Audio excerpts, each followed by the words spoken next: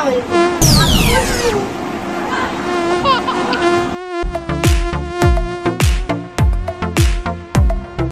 क्या आप जानते हैं कि मच्छर रात को अंधेरे में भी हमें कैसे ढूंढ लेते हैं? तो इसकी वजह हमारी बॉडी से निकलने वाली कार्बन डाइऑक्साइड और फैटी एसिड है, जो रात में हमारी बॉडी से खारिज होती है।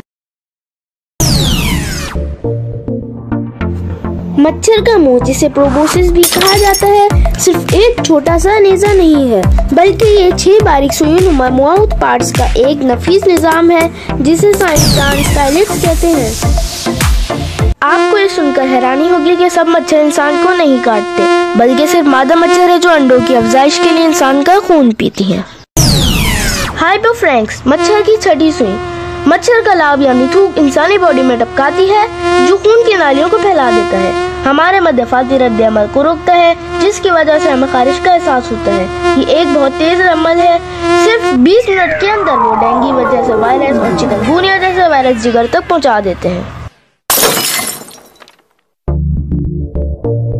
फिर जब मादा मच्छर की आंत खून से भर जाती है, तो वो खून में से पानी को फिल्टर करके बाहर खारिज कर देती है। इस तरह से पानी को खत्म करने से वो 5 से 10 गुना ज्यादा खून ले सकती है।